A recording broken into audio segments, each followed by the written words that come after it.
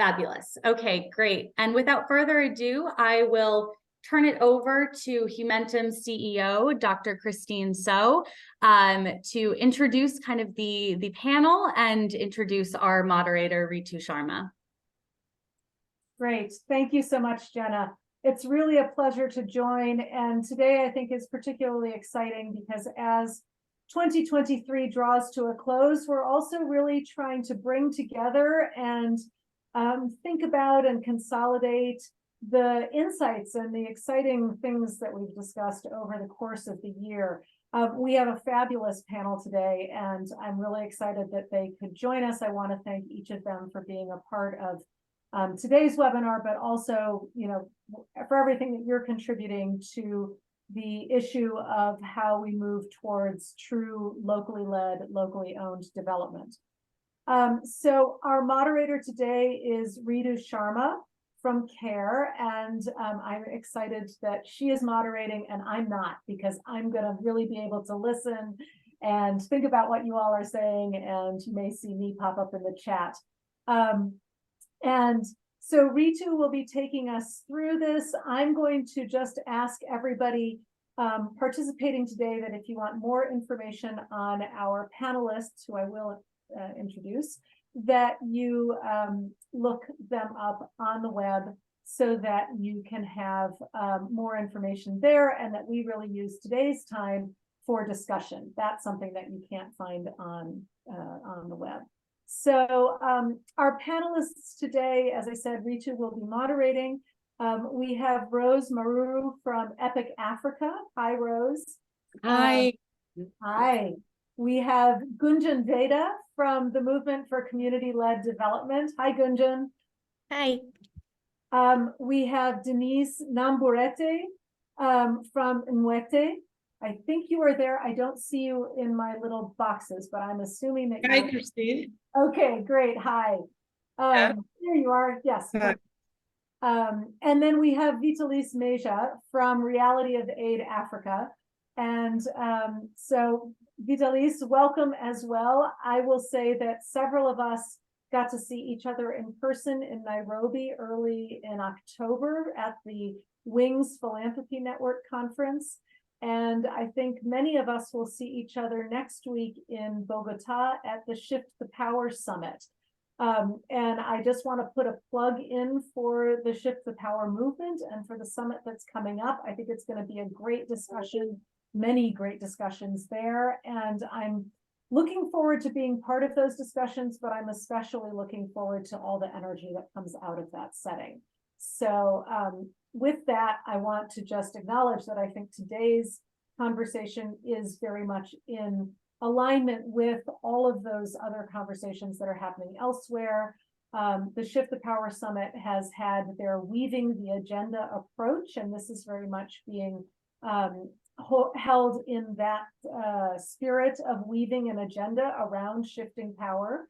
And so again, this is one conversation of many, and please, for all of our participants, please participate through the chat. We really value what we hear from you in that section. We try and integrate it into what we're discussing here, and lots of us will be taking this forward into in real life, in-person discussions next week. So this is really part of a continuum. With that, I am going to hand it over to Ritu to take us forward into the discussion. Thanks, Ritu.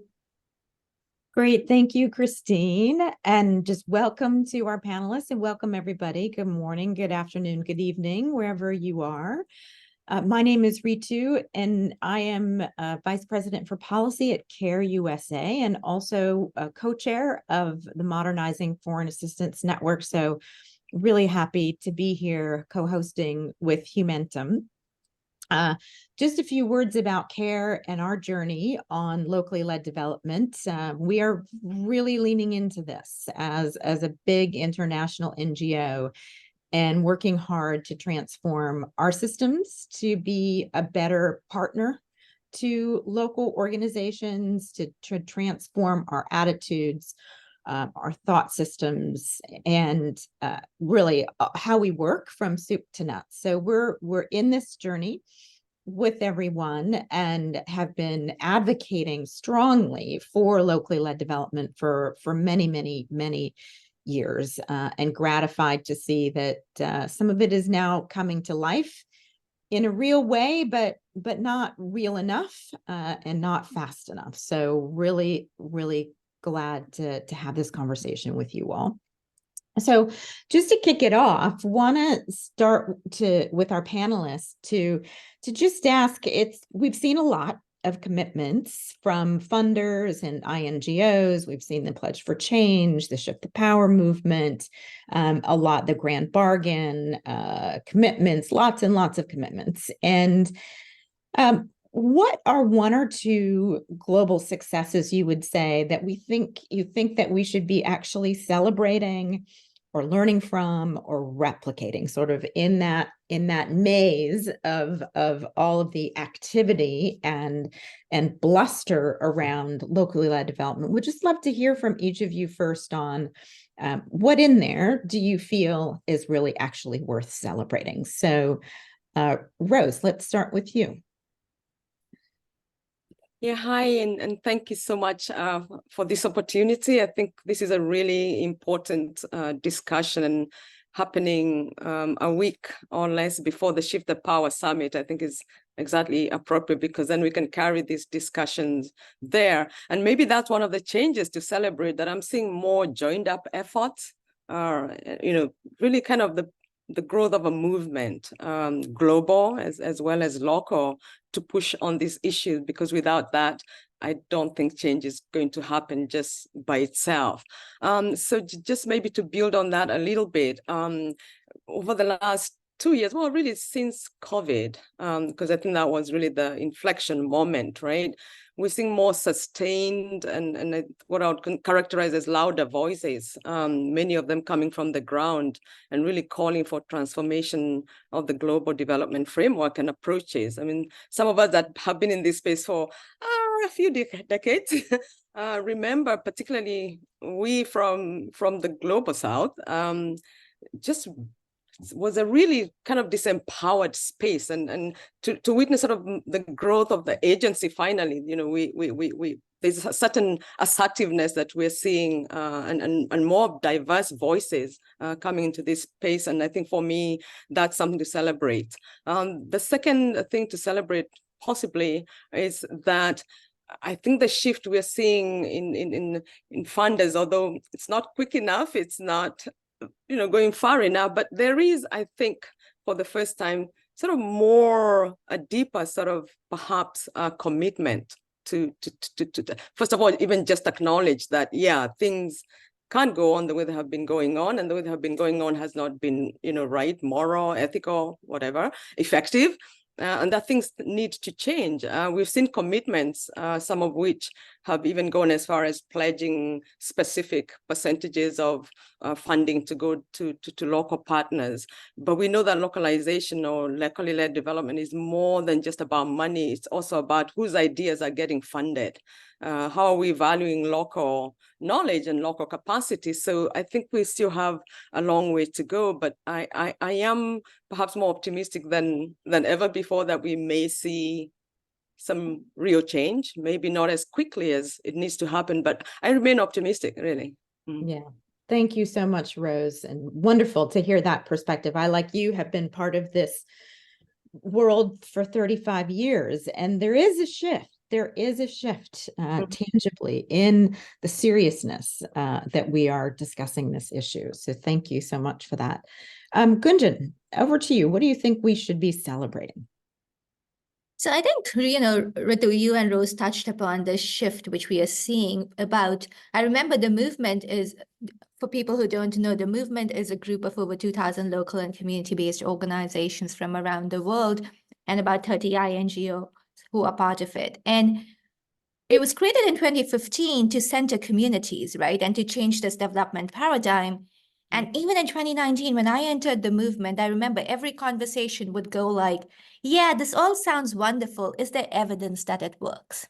Right? So it was all like, yeah, but, And then, as Rose said, we had COVID, and suddenly, you know, people realized, well, communities are the first responders. And so now, not in the, once in the last 2 years has anyone asked me, what is the evidence that it works? The conversation is, we know this needs to be done. How do we do it? So that intent, right? That recognition that things need to change, I think is the single most important shift that we have witnessed in the last couple of years, which give a lot of hope. And that intent is there is an attempt to operationalize and to come together and to coordinate around that intent, right? So we see funders coming together. We've had this donor statement on locally led development that came out 2 years ago, and that 20 bilateral agencies have signed on to. We've had 15 foundations this year sign on to that statement, right? And this is a statement which is basically talking about a commitment towards locally led development. We've had OECD DAC take up recommendations. We've had Pledge for Change come up with INGOs doing this. So we're seeing the sectoral activity where different groups in their own part of the ecosystem are trying to come together to coordinate a commitment, or at least an intention towards this, right? And most importantly, I think what the big change has been that I remember till a couple of years ago when local actors were speaking up at events like this, it was like, you're speaking truth to power, or you're asking for a shift of power. I actually don't think that's true any longer. I think today when local actors are speaking up at events, they are exercising their power. They're telling the world we have our power and we recognize it and we are not going to step away from it. And that is a huge change because it's no longer like, I need you to give me power. It is like, I have the power. You need to recognize my power in this ecosystem for us to function and for us that we are going to change this together. I think that is a huge, huge shift, right? Mm-hmm. So well, the only thing I will say, I know we're talking about things we have celebrating and what gives us optimism. I think I will add a word of caution. So I remain very optimistic, like Rose, because I think there is definitely an intent. I think there is definitely a coming together at different points in the ecosystem. Mm-hmm. Right? The word of caution is just that with all our good intentions, we get carried away when it comes to the implementation. When it comes to turning intent into practice, mm-hmm. It is once again, we forget that it cannot be the same actors who created the system which kept out local actors designing a new system. Mm-hmm. So that's the word of caution, that if we do not recognize our role as, you know, in the system, if we do not recognize that the role of local organizations is in actually developing the system, the role of INGOs and minority world networks is in actually serving as allies, mm-hmm. then all of this could just result in some incremental changes and not the transformed system. So, absolutely. But I am very optimistic. Wonderful. Yes, thank you. Thank you, Gunjan, for that. Denise, what do you feel optimistic about? Thank you, Ritu. I think that we are seeing more commitments signed, but I think we also have concrete steps that are being taken. We have seen how PEPFAR has addressed localization and actually implemented localization agenda. And more recently, in the last 2 years, we have seen how USAID is moving forward with their localization agenda. So it's more than commitments. I think it's the power is being shifted, in fact, and the release of USAID fiscal year 22 localization progress report in June this year is a very concrete sign of that shift. I think we are very happy to see that USAID localization commitments and the release of the progress report with data that actually the USAID ambition and transparency in their effort to shift power and resources to local actors, it's sending a very strong message within US government and I think within international donors that it's possible to shift the power. It's possible to fund local organizations. It's possible to have voices of local organizations at the table of decision-making. The release of this report provides a valuable opportunity for outsiders, I think outside the USAID, but also within the global South and the global development community. As part of the localization progress report, I also think that we should also commend the agency on taking a thoughtful approach to the 50% target to shift power and enable more local leaders, local actors by tracking the use of good practices. And by that, I mean, working directly with local partners. We have seen creating effective partnership. We have seen building upon existing local capacities and also engaging with communities directly. This is happening. I'm part of that process. My organization is part of that process. And I think that this approach has its foundation in inputs from a diverse list of partners, including MFAM and local actors themselves. And I believe, in a nutshell, that we should be celebrating these progresses that these agencies are making in a very concrete way. And I believe, I hope so, through the conference we are talking about, other development partners take concrete steps towards localization. Great. Wonderful. Thank you so much for that, Denise. And you are right. What gets measured gets done. And it is a big step forward to have a release of information on what is actually happening. We'll talk about all of the questions we have around that report. But Vitalise, let's go to you, and would love to hear what you're excited about or where you see some hopefulness. I hope you're still with us. Looks like you may have had to step away for a moment. Great. Thank you. I didn't hear my name properly. That's why I've been waiting. Oh, so sorry. I apologize if pronouncing it. No, thanks. And really thank you guys for organizing this session. I think it's very important and long overdue. For me, I think a couple of two things we can celebrate. I think, first of all, like others have said, is the realization that actually local actors deliver better and cheaper.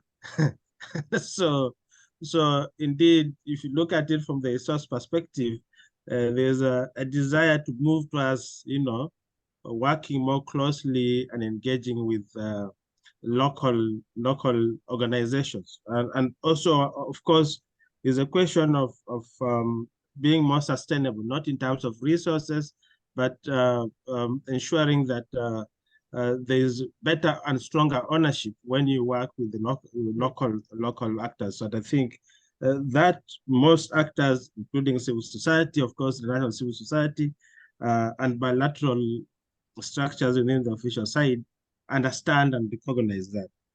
And so you see there's a lot of movement policy-wise.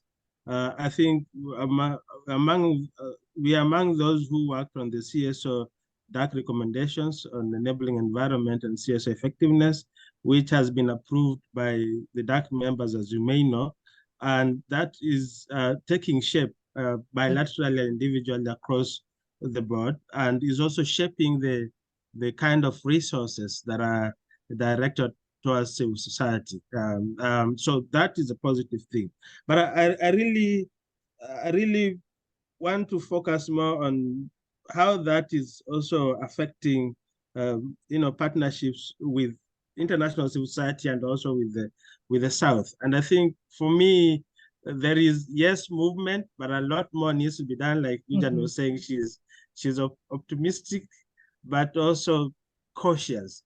To the extent that aside from the power issues, also the priority setting, not just sitting around it, but priority setting on what is key for the local actors and how that gets translated into actual programmatic areas. And I think a lot more work needs to be done in that, but also how the international civil society partner with their local counterparts and really give policy space for them to be able to influence the design of programs, because that's how really power shifts, and that's how really you localize. So it's not just because we append our names or the names of the organizations into a program, but really translating the meaning, the the meaning of locally led into program, into resource sharing, into, of course, the power sharing, and ensuring that it really translates into stronger partnership. And I think for me, the realization of this and the fact that we are discussing this really shows a lot of interest that we can celebrate and really build up on it as we go forward in terms of making this a reality. I Yes. thank you.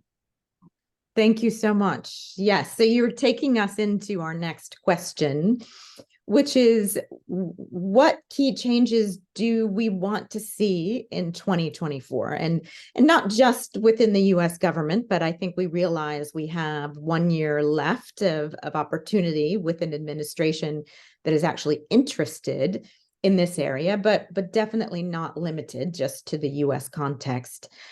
What 1 or 2 things would you say our communities or our donor agencies, must do? Because I think when we have the conversation, there's a lot of different things that we're asked: build capacity, simplify requirements, make the funding smaller, make it long-term, make it general support funding. So there's a lot of different priorities and actions that could be taken. But what would you say are the most important transformational 1 or 2 actions that global minority actors can take?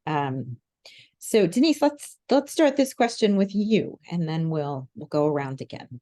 Thanks. Thanks, Ritu. I think some of the policies and procedures, some of the requirements for accessing development partners funding are very, are very complex. And I think they can be simplified to access so that local organizations can access this kind of fundings. We have seen PEPFAR doing that. We have seen USAID doing that. I think we have also an opportunity to push that big funders like USAID USAID has one of the biggest funders in the global contest, influence other development partners to move a long way around the localization agenda. I think they have that potential, especially when we think that, global funding, 52% comes from the USG. When you look at the UN organization as well, a lot of funding comes from USG.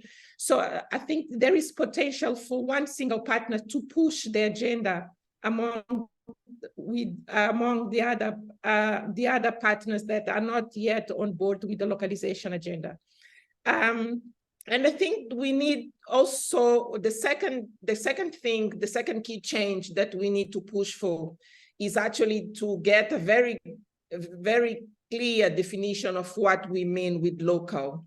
Different development partners have different definitions, and we need to have somehow a definition that cuts across different development partners, so that the way that the localization efforts are implemented in country, they follow more or less a very similar definition. In this moment, even within USAID and PEPFAR, definitions are multiples and understood in different ways by the country's local mission. So I think one of the key issues that we need to push for in the discussions is about what we mean by local. How do we define local? What kind of voices, what kind of power we want to shift within this localization agenda? These are the things, I think, key changes that need to happen. Great. Thank you so much, Denise. So simplification of a lot of the complexities, many of which have to do with just excessive financial compliance, and then there's all of the terrorism restrictions, and so it is complicated. So how do we simplify that? I think that there's a question in the chat. Maybe some folks can help answer that question on specific examples of the complexities. Rose, how about you? What are 1 or 2 things that you really want to see happen in the next year? So for me, I think it starts with many things need to change, but I think at the very kind of global higher level is really kind of a shift in the mindset of funders, and to get away from this sort of internal gaze to meet their own needs, and to really kind of have the starting point being, why are we doing this work? It's about impact, and if I think you start from that sort of perspective, then maybe you can work backwards to, okay, so what kind of systemic policy practice kind of changes can we make to actually get to where we want to go, which is impact on any one of the issues a particular fund or the world is interested in, whether it's climate or any other big issue. What do we want to see change? So actually, how do we get there? And we're not going to get there if I have my own little silo on my own little agenda and somebody else has their own. So I still think that this whole more collaboration, more joining up, I think it's absolutely necessary. And you can identify that common goal, then we can perhaps minimize this, also focus now on sort of the small tactical things, but really have a big sort of global mind shift. Obviously, that's not going to happen in 1 year, but I hope it does. Because it's we don't have time, right? Like some of the crises we are facing, pretty dire and urgent, right? Then there are things that I think are easier, and those are sort of the institutional systemic things, especially this compliance conundrum, that for us to fund you have to have this, and then if you don't have that, we can fund you, so in this cycle. But you can build those things. I mean, a financial system, we know how to do that. You can do it. Okay, you want them to have an audit, fund them to do the audit. So let's stop using those as excuses why we're not funding. If you find an organization that's doing great work or has potential to do great work, but they may lack one or two or three things, surely those can be done. Those, we know how to do that.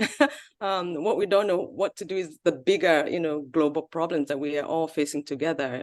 There's pandemics, ecological meltdown, etc., etc. That's what we should be focusing on, right? So those for me are my two. And if we get the first one right, I think the others can be worked out. What I'm seeing, part of the pattern that I'm now seeing is, and maybe it's because around this question of defining what's local, a lot of now positioning with a lot of marketing and communication materials for people positioning to be recipients of now this localized money. So a lot of distractions, going on like that. But that's not where the real change is going to come from.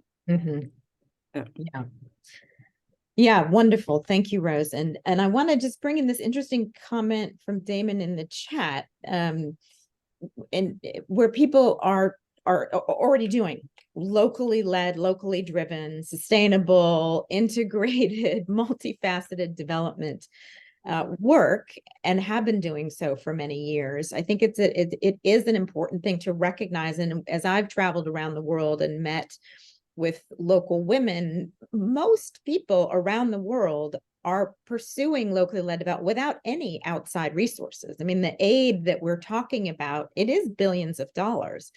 But in the scheme of things, it's very, very small. Remittances that are coming from diasporas are actually funding more local development than aid combined. And so I think just keeping this also in perspective, right? Of this is not actually the major pathway through which development actually happens. It's a contributor, but it's actually not at the center. And there is a lot of locally led development that is already happening out of necessity. Gunjan, over to you for what one or two things would you like to see happen? So I won't touch on definitions and, it's a solidarity piece because they've already been spoken about. I think for me, it's not just about what change we want to see happen. It's also about where it starts is how do we push for those changes to happen? So it's in the how of it that a lot of it rise. And that's speaking to really, what Rose spoke to, this whole point about mindset shift and recognizing our role in the ecosystem and seeing how do we push for it, right? Because there are things that each one of us has a very specific role in this system, which none of the others can do. So what's happening in the US, the elections, Ritu, you alluded to it next year. Let's face it, it will have a huge impact on the localization agenda because a lot of the push started with the world's biggest bilateral funder actually talking about it and committing to it and trying to mobilize people on it. Does it mean that localization will roll back? No, probably not. But it does. So there's roles which INGOs and others can play. Somebody in the chat asked, what is the role that INGOs can play? So there's specific roles, but recognizing our roles in the transformed ecosystem is important, I think. And that really brings us to, I think the other thing that we really do need to acknowledge is that we are in a world which, as Rose said, we have one crisis after crisis. We are in a world where we currently have active genocides going on.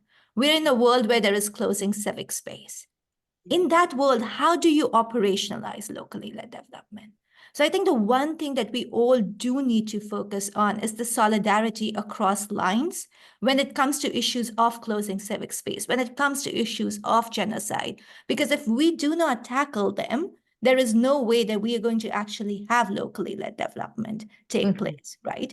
But then there are other issues that we can come together, which are a little more implementation-based issues, for lack of a better word, and those are things around funding models, innovative funding models. We've seen a lot of those coming up, but the need to be able to do more of it, the need for funders to support more of those models, the need for INGOs and others to partner and make those models possible, right? I think that's an important thing that we do need to focus on. And this whole thing of coordination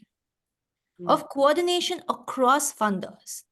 Right now, every funder has a different list of requirements, and any local organization that requires funding, you basically need to now try to understand how do you become carbon copies of bigger organizations, because that's the only way they were able to get funding, and you will be able to get funding, even if it is for local organizations. So how do we have a common set of things? There's this very fancy term that I heard, due diligence passporting. But in effect, can we come up with a common set of basic accountability mechanisms that work both ways? So that, local organizations can focus on what their strength is, and their strength is in knowing and working with the communities where they are at, and not focus on these endless unnecessary reporting systems, one after the other in 5 different formats for the same thing. Yeah. So yeah, I would say wonderful. coordination and solidarity. Yeah. And simplification. And simplification, yes. And Yeah. language, sorry, the last thing. And language, yes. One of the most intuitive, simplest things. Yeah. And yet somehow we seem to have dropped the ball on that. So translations, if I can't understand your call for proposals, if you will not accept my ideas in a language that I speak, how will I ever be a part of this ecosystem? Yeah. So that is in the chat very much so, and very simple, very not cost neutral, but very simple, very concrete. Should be easy to get that done. Vitalis, how about you? What 1 or 2 things would you like to see happen in the next year? Thanks. For me, I think just to explain that I find local actors to be the most schizophrenic, forms of structures, because they would comply to USA requirements, they would comply to UK aid requirements, CEDA, whatever. So you find we respond according to how development partners want us to. And in the same context, we partner with various organizations from all over the world. So actually the biggest, the highest level of compliance happens through the local actor, because they have to give you the receipts, they have to give you the audited reports for you to report to your backbone. So already the systems are in place. I don't know what else is needed. In terms of talking about capacity building and stuff, because actually if the local actor who you partner with does not comply, you also don't comply. And let's say the international partner does not comply. So I usually find that really the issue is really an excuse. not to really want to engage and partner with local actors. So for me, that changing of mindset and politically just agreeing that you want to partner with local organizations, that is what we need to push for. And it's not about ticking the box of meeting the technical fiduciary requirements. I think we're beyond that. And like I've said, you come to my organization, there are organizations that comply with CEDA requirements that we partner with. There are those that comply with USAID requirements that we also have to, my accountant also has to make sure that that part is met. So there's no question of capacity to comply and stuff. So for me, really, it's really about thinking about, development partners and also civil society that provide resources, changing mindset and making just a leap of faith and say, okay, this is what it is and this is how we want to go, and then see how it works. Because you cannot build this capacity in perpetuity. The second point that I think I would really like to see change is when we are making, for example, call for proposals. Why don't we just make exclusively that this call for proposals are for local organizations? And it's not just for some $50,000, but we can also manage 500,000, 1 million and above. So it can't be that when it comes to $10,000, then this is exclusively for local. Then when it comes to 1 million, you must partner with another international organization in order to get these funds. I don't think that is correct. So what we need to really think about is how we make exclusive or ring fence certain resources exclusively to be applied for by local, and the ceiling needs to be reasonable, not $10,000. For me, that for me is really not a technical issue. It's a deliberate political decision that is made, an affirmative action, and we get there. Otherwise, we just keep talking and debating and things never change. Thank you. Yeah, absolutely.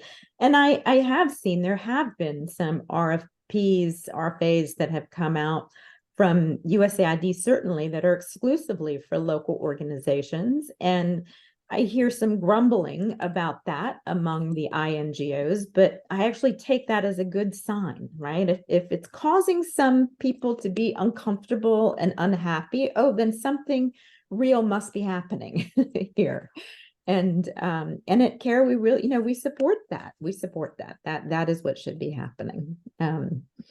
Wonderful. I think we've got everybody weighed in on the key things you'd like to see change next year. One last question, and then we're going to open it up to our participants. You've touched on this somewhat. What are the areas that require the most work in the coming years? And we've heard that kind of getting the due diligence and compliance into something more standard and reasonable is a big piece of work to get clarity and alignment around.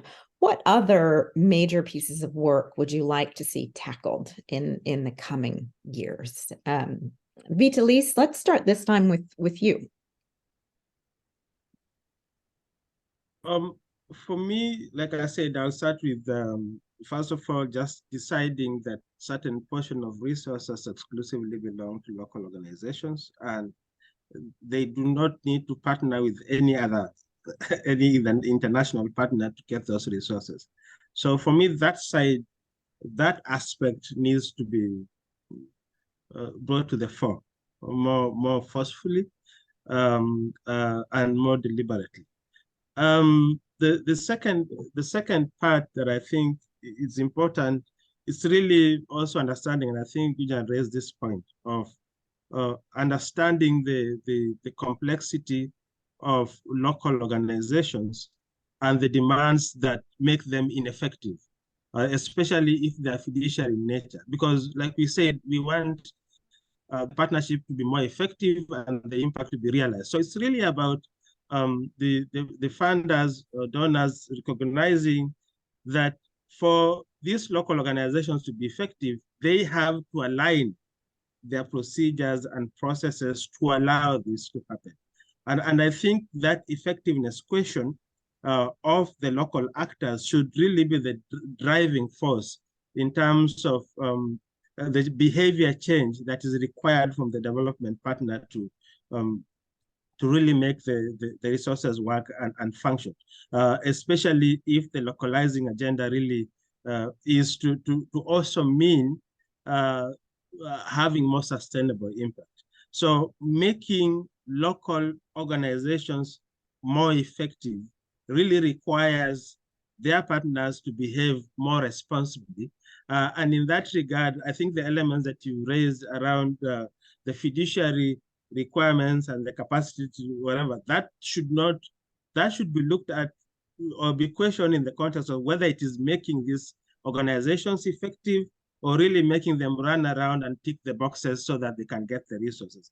And I think for me, if we all have that mind shift in terms of looking at the effectiveness of those resources and how they translate to increasing ownership and impact at the country level, that could be the way to go. And if we can go to that direction, I think we'll get somewhere. Thanks. Yeah. Wonderful. Yeah, I think we're all in agreement that there is a level of transparency, accountability, and compliance that needs to happen. It's not an all or nothing thing, but it's finding that right level of those things that will not crush a local organization, but that also meets the needs of donors, because they're dealing with certain political realities that can affect their funding. So it's been very difficult to find that right temperature for those things. Rose, over to you. What do you think needs some significant work? Wow. There's a lot. I don't know, but for me, I think, based on sort of where my organization, Epic Africa, is located in the ecosystem, we are an infrastructure organization. And I think as we talk about locally led development, etc., again, I think the focus tends to be, I guess, as it should be, on those that are implementing the direct programs of a given funder. But there isn't a tendency or a practice of actually looking at the whole ecosystem that surrounds local organizations. So I worked for many years for a number of international NGOs, and I can tell you that they haven't gotten to where they are and being able to comply with USAID and all these other requirements because they have smarter people working for them. No, they have there's an ecosystem. So if I'm not doing well on my whatever, there are 101 farms that I can call up. They can come to my organization, help me set up things, I can even outsource some of, but it also takes money, right? So that you would have the wherewithal to do that. So speaking for the case of Africa, we find that we have a really kind of weak ecosystem. So even if you're a locally led organization, you're struggling with the specific areas, whether it's around compliance or strategic planning or all these things that help to build a strong, sustainable organization, there's often nowhere to turn to, and the service providers that are often available are very expensive. They're probably the big four. Like, I live in Senegal, so if you want to do an audit that's recognized, has to be Deloitte, etc. And I don't know who has money to afford those people if you're a small organization. So I think as we talk about localization or locally led development, we have to have kind of an ecosystem view, and funders need to support actors along the whole continuum of the ecosystem. Otherwise, your 5 wonderful unicorns, the impact is not going to be sustained. Right. But in relation to that, also, I think what else I would really love to see change, and it's just like, I think that we're just so lacking imagination. I want to see more imagination in this sector. So I think just meeting organizations where they are, and I think we've all said, people are doing things, and yes, they could do more. Perhaps they don't want to do more; they just want to do better with what they're doing. And how do we meet people where they are and figure out how do you best support organizations where they are. And for me, one of the most inspiring examples that I've seen is where, forming networks, almost like co-ops, so that you keep doing what you do. And because we're 70 of us, if we add up what we're doing, then you can have a big impact instead of saying, I need a big organization that can absorb $20 million a year. Right. How about these 100 organizations that are actually all working in education, but each one doing something small? How can we connect them so that the total is larger than the individual parts of it? So I think there's really a need to imagine new models of how this can be done. Yeah. Wonderfully, beautifully said. Beautifully said. Denise, how about you? In terms of what areas will require most work in the coming years, I think we need, as local actors, to demand the power shift, the shift of power. I think we need to set targets beyond donors' programs, donors' targets. I feel like as local actors, we are moving as according to donors' music when it comes to localization. And we need to set targets we need to make our voice heard at the table and set targets for localization, for local-led development. That's one key thing that I believe we need to do. The second is that we need a roadmap. We need to develop and publicize a roadmap for locally led development that has the voice of local actors in it, that has the voice of local actors in how that localization will happen. And in saying that, I would also say that I don't see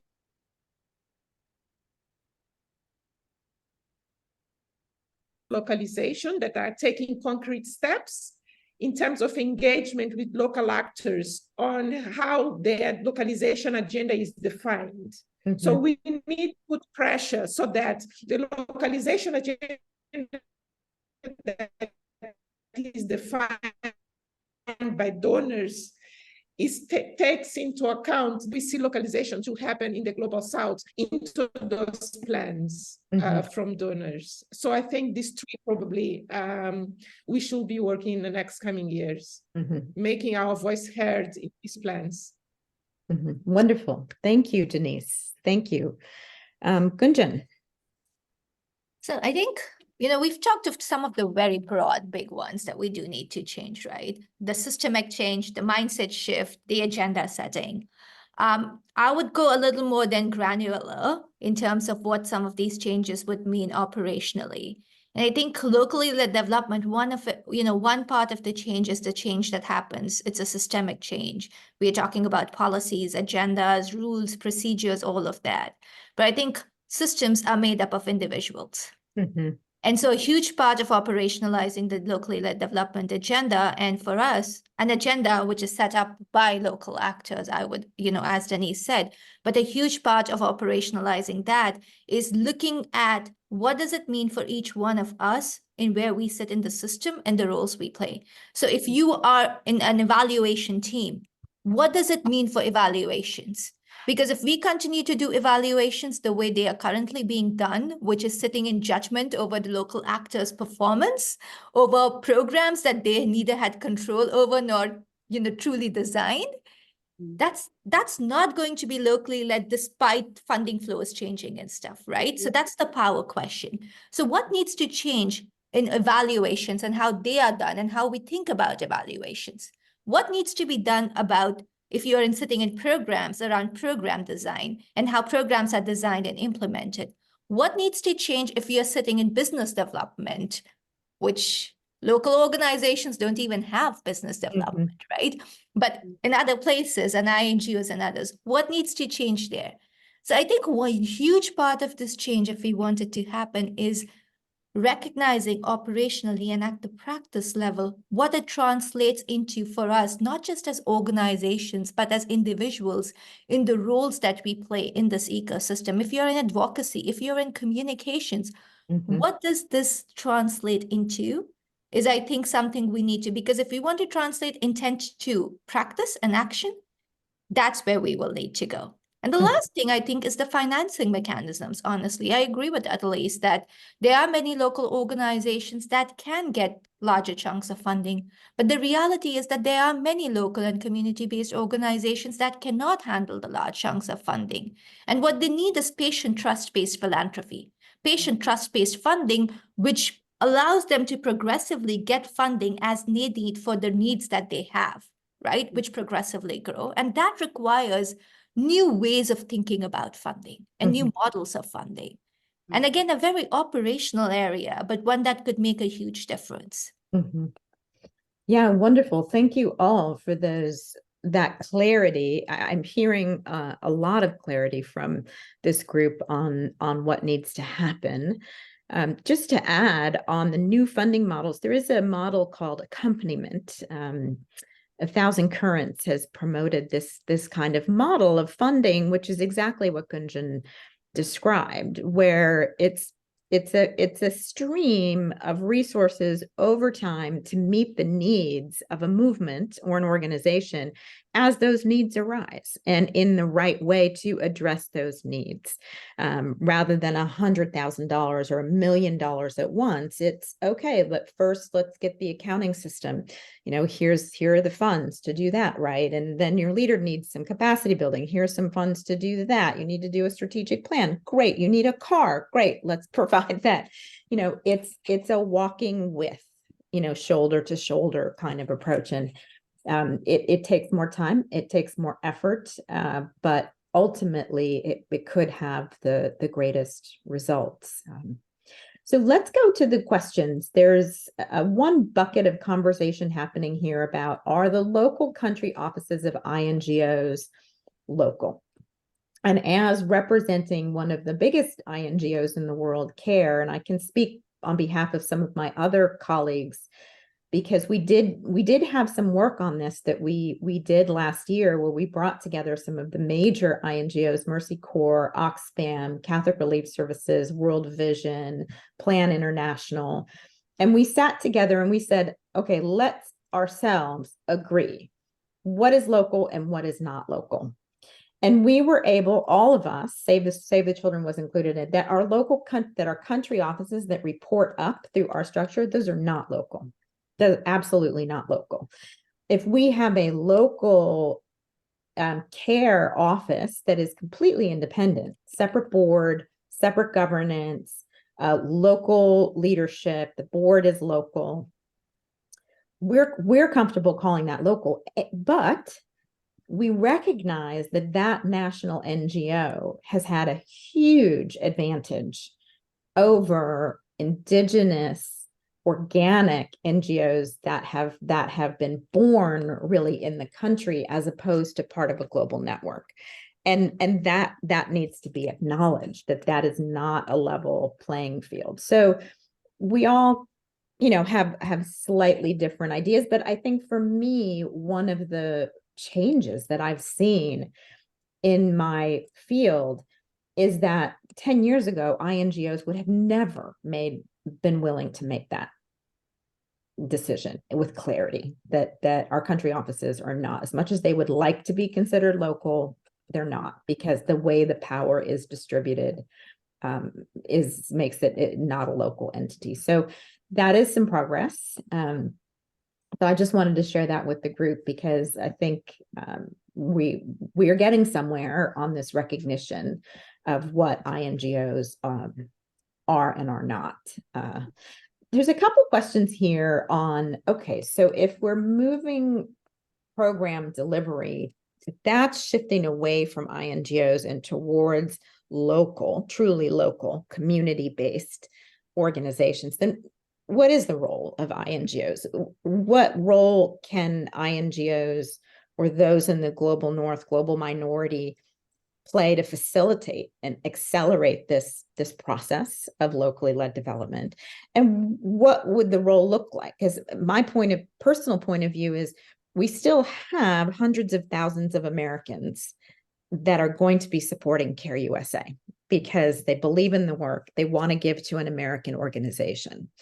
that's probably not going to change. So what role could an American organization like ours play that is constructive and useful in the ecosystem?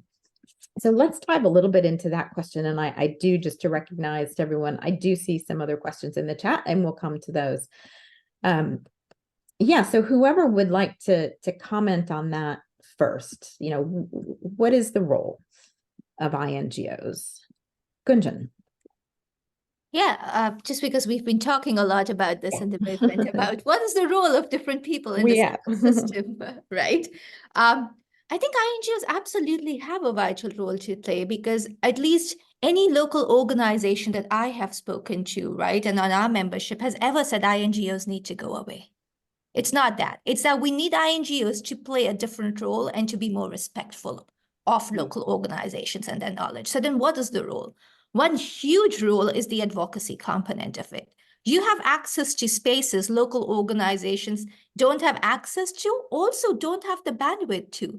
Local organizations cannot come and speak to the US public or the public in Europe or in France and try to convince them that the policies being implemented by the governments are problematic, or can try to convince them what their needs are. That is the role that INGOs can play. The access that you have to the Hill here, local organizations do not have. That is a role you can play. In addition to that, it's also the fact that you have access to spaces that we will not have access to. Can you create space? Can you open up those spaces? Can you say that, well, if there is a convening, it has to be done on locally led development. It should be done in partnership with a local network or a local organization.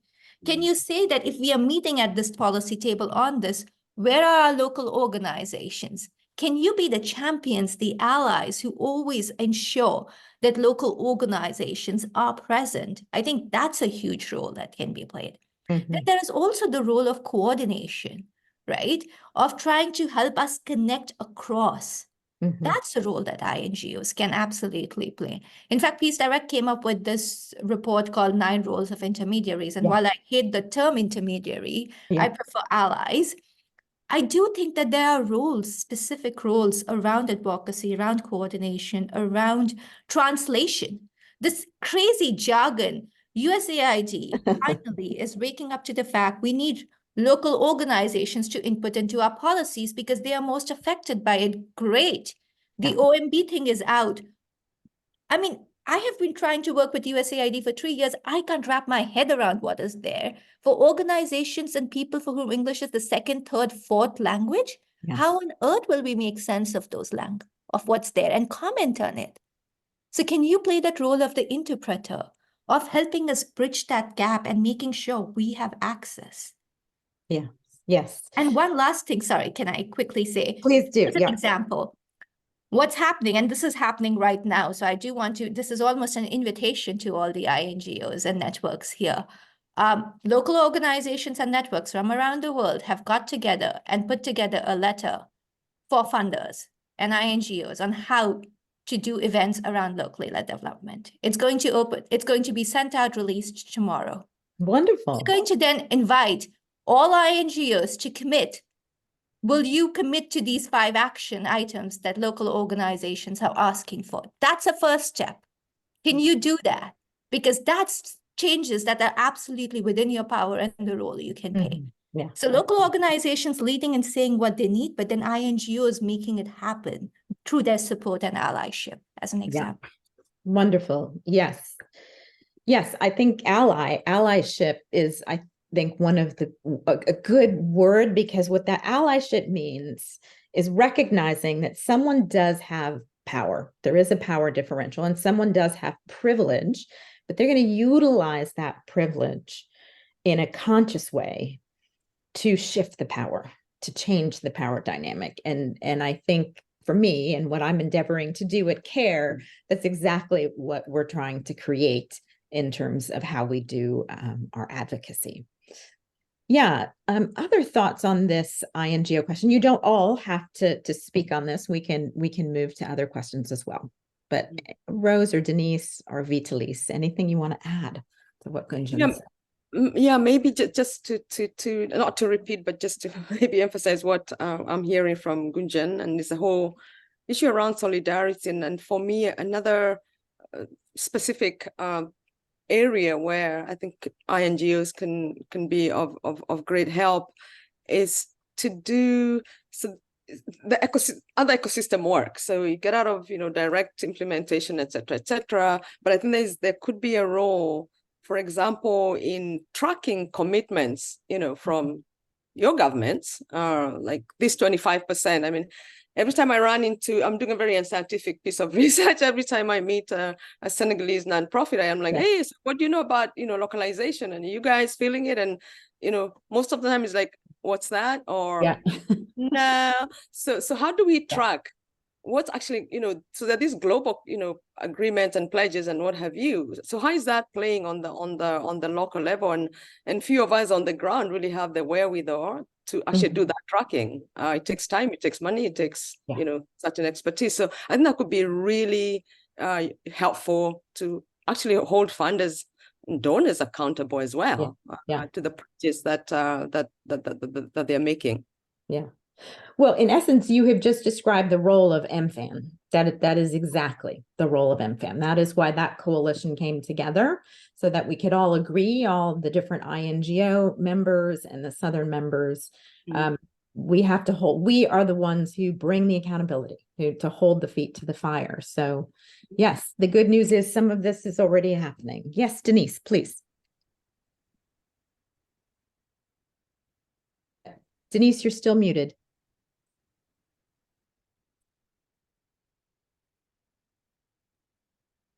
I'm sorry. I think we need to acknowledge that the role of the INGO in countries has been to implement programs through local actors. Or international organizations at times, they will have 1 or 2 expatriates in the country to manage the program, but the implementation is done by local staff. The staff of, let's say, CARE in Mozambique is local, except 1 or 2 people. So when we talk about shifting the power, when you talk about building the capacity of local organizations, I'm thinking that actually the capacity is already there. What is not there is the capacity to design programs, the capacity to write good reports to the donors, the capacity to think strategically, the capacity to do data analytics. So there are very specific areas that capacity needs to be built in local organizations, and the INGOs can play a very important role in building that kind of a capacity. But I think we need to recognize that it's not build the capacity as a whole for everything, because the local actors have been implementing with quality. When we say it's the quality of the international organization, actually it's the quality of local actors as well, in cooperation, collaboration, and coordination with international actors. So I think we need to recognize the role of both sides in the way we have been looking at development over the years. Wonderful. Yeah, and Thank you. Yes, please go ahead. To add to that, I think fundamentally we need to recognize that as civil society, the solidarity element, global solidarity of citizens is needed, especially to keep governments in check. And so we cannot wish the other way, especially in these global times when, things that affect one country affect everybody. So we still need that voice, we still need that solidarity together, and therefore everybody has a role to play. Secondly, especially in times when there is a lot of shrinking space around the globe, aside from the lobbying side, the lobbying aspects, you do realize that when shrinking space happens, it also happens with the donors, especially official donors, now limiting a lot of the resources coming into the local side. So we actually rely on the resources mobilized by our northern international CSOs. So that partnership still remains very crucial because I do recognize that not all resources in the INGOs come from the government. Some are mobilized through the citizen contributions, and that plays a very big role in shaping the agenda or even shaking the system to the extent that the government is able to listen and change things. Lastly, we need to recognize also that over the years, actually, the INGOs have built very strong networks around delivering services, humanitarian services, and some of them are even in very remote areas. What do we do with those? Because let's face it, local CSOs are not all over the country, and some of them don't even cover everything.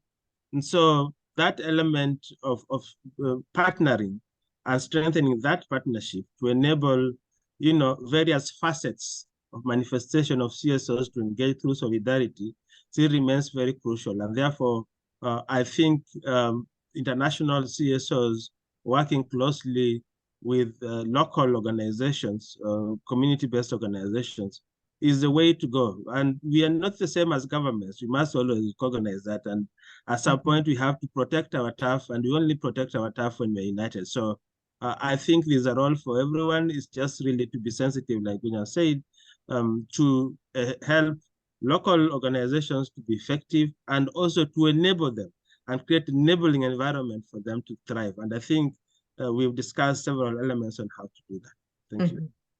Wonderful. Thank you, Vitalis. Great. Well, more questions in the chat.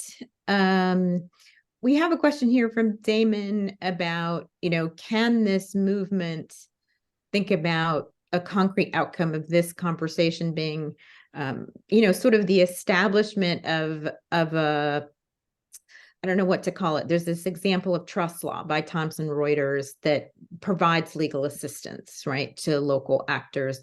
Could there be a similar model for auditing financial compliance expertise sharing? Maybe there already is a model out there. I know that a number of groups are wanting to develop this kind of back-end support role. Adesso is one of those organizations that's trying to develop, let's just have a common back-end service that we all can purchase, buy into. We all don't have to develop entirely separate financial management systems. Yeah, any thoughts about that? I think absolutely. Again, I think this is where the imagination comes in, that, how can we leverage the resources that exist and do things slightly differently, standardize things. And I'm sure there's some efforts underway. I think Humentum has been working on, like a common sort of financial system and lexicon and everything for our sector. So I think absolutely, and there's room for that, and they're needed across the globe, really. And I think something that we can all benefit from, even organizations that could potentially be able to have that function in-house. Oftentimes it's a distraction. So if you can even outsource it, I mean, there are new ways of doing things. And I think, again, I mean, we have to think of the age we are living in and what can we leverage, and online stuff, so that you can focus really on your core business and not the back end. And that's what I mean by building the ecosystem and the infrastructure. And this is part of the infrastructure that needs to exist. So absolutely. Yeah. Denise. I also think that for many years, the international organizations have designed systems, have developed systems for sub-granting, for finance management, for, you name it. And these systems are not being transitioned to local organizations. We are having to think from the ground zero again. After 40, 50 years of development, funding, going to development of systems and process and procedures to international organizations. And this is knowledge that belongs to the humanity. This is knowledge that should be transferred as well to local organizations, and is not transferred. So as much as we can design new systems that can be adequate to all the local organizations in the world, I don't think that might be the case because the contexts are different, the circumstances are different, the programs are different, and we might at some point need systems in place to manage a program. So I think we also need to push for international organizations to transfer knowledge to local organizations. Mm-hmm. Yes, wonderful. Thanks, Denise. Great. So we've got some great comments in the chat here, recognizing, sort of talking about this, the ecosystem, harmonization of processes in the ecosystem, setting up that ecosystem, what role different actors play in that ecosystem. So really, really good conversation, some on monitoring, evaluation, and learning. How do we systematize that and decolonize that? Great, lots, some things to check out there from Humentum on nonprofit financial reporting standards and common things. So we're coming up to the close. I don't see any other burning questions in the chat. If you've got one, please put it in the chat. Mostly just comments and ideas and statements. One question that I think we'd like to look at is, you know, as we've had this conversation, is there one or two takeaways for you as you've listened to one another and followed and read what all the great comments that are in the chat? Yeah, whoever wants to start on that. And I'm looking for more questions as they might come up.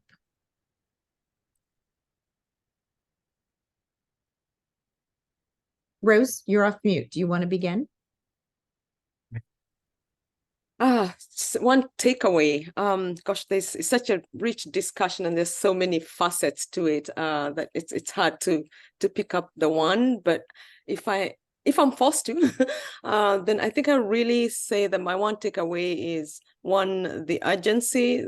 One, there's movement, and we celebrated that. There's still a lot to be done, but I feel that there's the intention and the momentum is there. I think there's this coalescing of thinking and ideas. So yeah, so I think we have a moment. There's a moment, and there's a window to, I think, more strongly just keep pushing for the change that we want to see. Wonderful, great. Love the comments. Embracing an abundance centric mindset. We're not competing for limited funds. We're all co-creating more abundance and helping each other move up. I think that's critical because if we think of it as a limited sum and we see ourselves as in competition with one another, that's not the pathway to take us forward. Yeah, any other takeaways you'd like to share? Gunjan. Rito. Oh, go ahead, Denise. Sorry. Denise, do you want to go first? You can go, it's fine. Okay. No, I was saying that for me, I think the key takeaway really has been just how much, not just movement, but there's a lot of alignment on a lot of these issues. And we often don't realize how much alignment there is and how all of us are kind of speaking to the same thing and the same agenda. So I think for me, this has just reinforced the fact that this is the time to capitalize on that alignment, to build on that alignment, and to see what we can do with this alignment together, because the strength that we have when we all come together, right, from wherever we are in this ecosystem and wherever we are geographically, is tremendous. And the power that we have is tremendous, and the influence that we have is. So I think for me, it's just reiterated a lot of the points which everybody else brought up in the chat and in the discussion here are points we are thinking about. And I'm sure others heard things that they thought they've been thinking about. Ritu, you mentioned how networks have been thinking about this. So that to me is, like my one big takeaway on this. The other thing, I think somebody mentioned this in the chat, this whole issue about cost recovery. So it's not a takeaway, but since we do have people here who there is alignment on, I do want to say that right now, till the 4th of December, there is a very dense, very difficult to read, very jargony, But very important. crazy, but very important document, which is open for comments from OMB. And I'll put the link there for the comments and also the link to put the comments, because it took us a long, long time to figure out, well, why do you even leave comments? But it covers things like changing the de minimis rate, which is for indirect costs, from 10% to 15%. It raises the ceiling of the single audit. So it has a lot of things which are going to be very relevant for us, for local organizations. And I do want to put this here in case you haven't seen it, you still have an opportunity to comment and push for these changes. Yeah.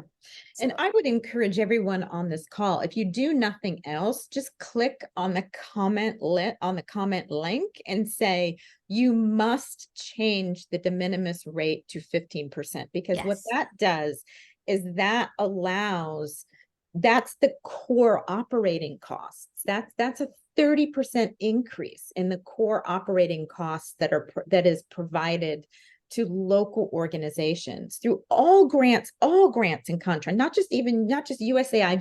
This is across the whole US government. So I can't emphasize, this is so obtuse, but it's so important. So the more comments, yes, Christine, please. I'm just going to break in right here, because this is one of the things that Humentum really works on in our community, is helping gather those comments and get them to USAID and really show the power of the collective. Sometimes while they will read individual comments, it's kind of like 1,000 mosquitoes. So I'm going to ask, I know there are different Humentum folks on the call, if you can drop stuff into the chat about this, and we can share more information about how we're working on bringing comments together for this OMB work. So here, Cynthia's putting it in the chat right now. Thanks. Great. I think this is a both and. In this case, I do think 1,000 mosquitoes biting might actually help us. So wonderful. Denise, you wanted to get in. Yes, Ritu. I think I like the beauty of the alignment that Gunja was speaking about in terms of the alignment of the local actors. I believe it's a lot of in terms of, the concepts, the agendas, the ideas, the understanding of local-led development. I'm not so sure if that alignment is happening from the development partners, from the donor side. I don't see that happening. I see PEPFAR and USAID moving aggressively towards localization, but I don't see any other donor doing that. So I think we need to start influencing the whole ecosystem of donors to move with the localization agenda. I think the localization should be embraced by the development community as a whole, so that an ecosystem of local organization is developing in the global south. Because only having PEPFAR and USAID, we are actually benefiting a few organizations of the ecosystem, but not all the ecosystem in a country. So we need to make that shift and see if that alignment also happens from the side of the donors as well. That will be my takeaway.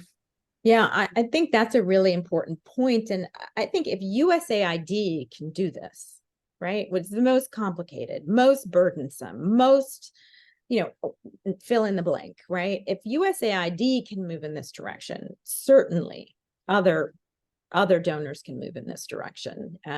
So agree very much. Vitalise, do you have any final comments or thoughts that you want to share? We're coming up to our close. Yeah, just briefly, I think I agree with most of what the colleagues have said, but I would like to add that the need for building capacity for compliance with fiduciary requirements, to enable access to resources of partnerships with, ICSOs or INGOs needs to be balanced with the need for enabling effectiveness of local civil society. And I think that's where we need to see how we balance that demand or that need. Otherwise, I see a lot of efforts, being directed towards enabling capacity and building the capacity to access resources, to be a credible partner, but not really looking at whether that capacity enables these organizations to be effective at the local level. And I think we also need to tamper that with, even as we talk about how we want to support access to resources or build that power, we need to look at how that is enabling, because somebody said that when it comes to the localization agenda, it's still so supply driven. And not really responding to the needs and demands of the local. So, and when we're talking about meeting that demand, it's really about enabling local organizations to be effective, and their effectiveness is mirrored on how much impact they have on the ground. And I think that debate on that effectiveness of the local organizations and how we enable that is really yet form part of this debate. And I'm very keen to have that on how do we make sure that even as we localize or struggle or build the ecosystem to support localization, that really the effectiveness is at the center of that demand. Otherwise, I feel that, like somebody said, 50 years down the line, we'll ask ourselves, what did we do? So I asked there. Thank you.